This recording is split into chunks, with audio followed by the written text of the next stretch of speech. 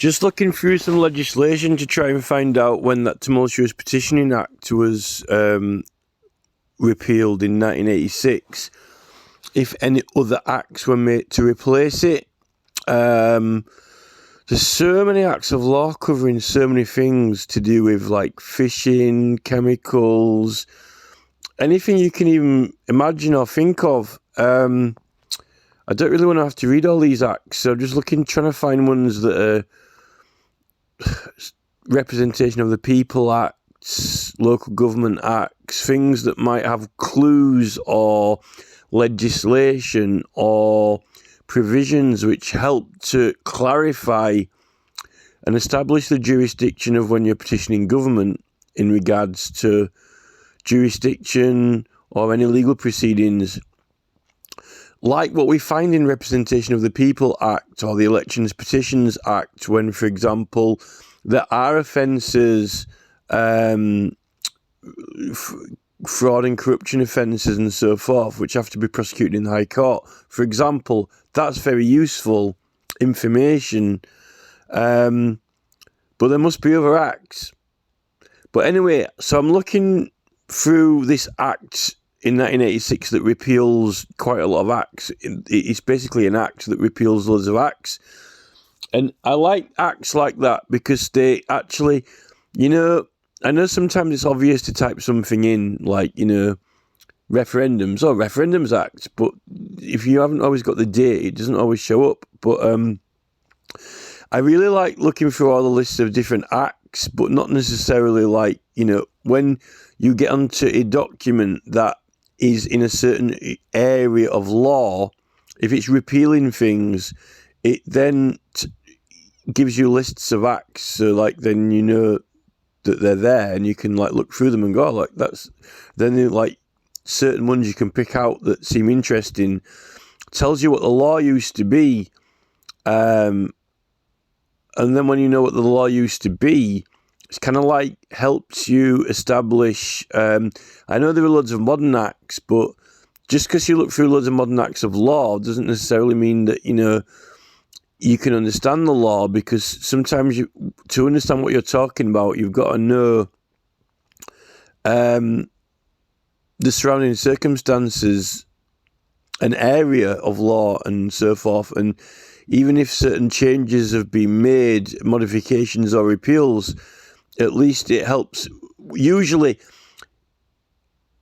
you know what the law is through looking at modern law. But that's the thing. If there isn't any law, or if there's any arguments or disputes over it, then you have to go back to find out what it was and why it has been changed or how, and so forth. But anyway, I just happened upon this. It's called the Referendum Act 1975, and I thought, maybe this act will tell me some rules around having referendums or how you obtain them, might shed some light on, petitioning for a referendum. But it's nothing of the sort. Referendum Act 1975, it's actually Chapter 33, actually, this. But then again, some acts are called chapters. An act to provide for the holding of a referendum of the United Kingdom's membership of the European Economic Community, be enacted in the Queen's Most Excellent Majesty, holding a referendum. They made an act of law, an actual act, for the referendum. And it said that the Queen can basically specify what the referendum is going to be, which is quite ironic because in the current modern local government acts and in the when you're petitioning for a referendum, you can actually by petition actually do what this act's doing. You can specify how the referendum should be held and what questions it should have and even how it should be run if you want to. Otherwise, there are standard procedures. Here, it's making out that Her Majesty can basically specify whatever she wants, but it doesn't say what she's specifying, though, which is ironic. I'm sure it will set it out somewhere. But what's funny is this whole leaving Europe or joining or leaving Europe, this whole kind of like Nigel Farage thing, leaving the EU, and all that, Remain or whatever. This is kind of like 1975, so this is like before I was even born.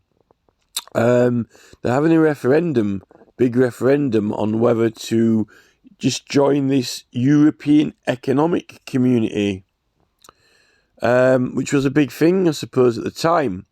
So all this Farage business and EU in modern times, it's like nothing new, really. I just thought we kind of joined it anyway, like the government just joined it at one point. Like, we're just going to join the EU. Like, we actually had a referendum over it. There was a referendum to whether to join it in the first place.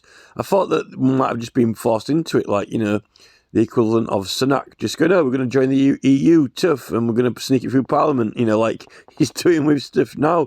But they actually they had a referendum on it in the first place. So getting a referendum on it, to leave or remain, is not that much of a big deal. When we joined it, we didn't join it just for the Prime Minister saying, all right, we're going to join it, and then just put it through whether we liked it or not, like they're doing with a lot of other stuff now, this stupid policing bill and various other things.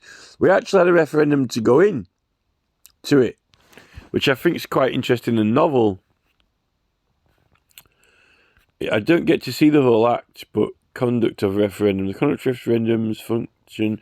So yeah, so they actually draft an act, which is quite interesting because when you're petitioning for a referendum, you can literally write up an entire procedure of how it should be, which you can write a whole act of law if you want and petition for it to get put through. But they have laying a bill to Parliament. There's meant to be there is a special process for laying a bill to Parliament, but you can petition for one. If you lay a bill to Parliament, you're just laying it and proposing it. You're not like saying, all right, 100,000 people are also backing me up on this. I mean, you can propose bills to Parliament and lay bills to Parliament without having 100,000 people signing to say that they want it. I think a lot of businesses and companies do this.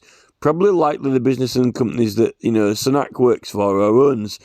Won't be surprised. And they've got loads and loads of money to influence the public and MPs on their mobile smartphones and in their, psychologically, in their Christmas adverts and so forth, or snuck into their Burger King adverts, But that's the power of money now when it's politics in disguise, like Rees-Mogg on GB News. But I just thought I'd mention this now. There's loads of other acts on this list that I want to look at as well. But there's loads of acts that I don't want to look at and don't want to read.